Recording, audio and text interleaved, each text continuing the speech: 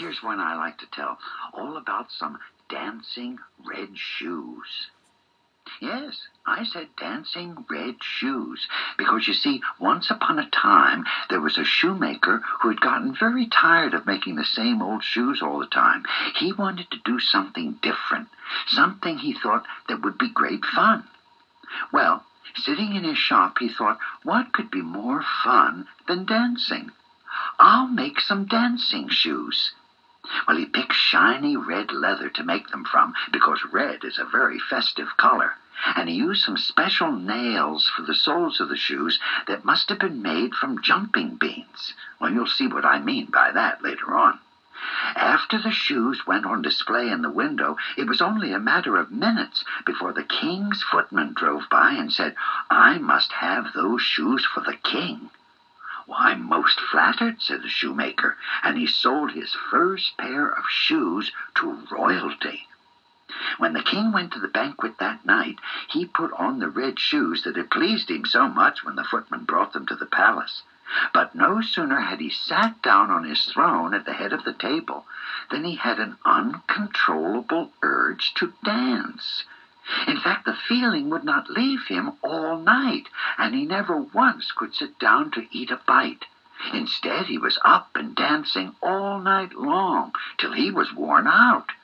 And of course, if the king is dancing, the entire royal party must dance as well. And so no one ate the food, and all the guests went hungry as they danced till they dropped. Get me out of these shoes, the king hollered when he finally got back to his chambers. Take them and burn them or something, anything that will keep them from me. Kings can be very demanding when they're angry. Well, the footman was still quite taken with the shoes and couldn't burn them, but he did take them outside the castle wall and leave them for someone else. Well, soon a young girl in clumsy wooden shoes walked by and saw the shiny red shoes. She couldn't believe her luck, for she'd never seen shoes so pretty. So she put them on immediately. She'd only gotten about a block or two from the castle when a sudden urge to dance grabbed hold of her, and she found herself full of laughter, dancing down the street in the middle of the day. What joy, she thought, because she lived a very poor life and wasn't used to feeling like dancing. But as the day went along, she found that she couldn't stop the shoes from dancing. She couldn't stop for lunch, or to help with the chores at home, or even to talk with her friends. All she could do was dance.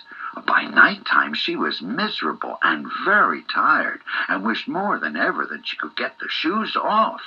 But she didn't have a footman to help her, and was stuck in them. Well, by the next morning, her dancing shoes had taken her down one of the back streets of the town. By now, she danced all night and been up and down just about every street there was. Well, just as she passed by, a shoemaker was opening his shop and noticed that a young girl was dancing by, but she didn't look like she was having fun. How odd, thought the man. I should think dancing through the streets in the morning would be quite fun.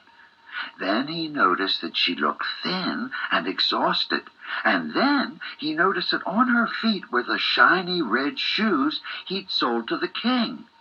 Oh, my, said the shoemaker, what have I done? And he ran after the girl and caught her, but he had a terrible time trying to pull her down off her feet. Who are you? She screamed, scared and confused. I'm the shoemaker who made these shoes with special nails made from jumping beans. I thought they would be fun. And as he quickly removed the nails, the shoes stopped dancing, and both the shoemaker and the hungry, very tired girl discovered that you can have too much of a good thing, even something as good as fun.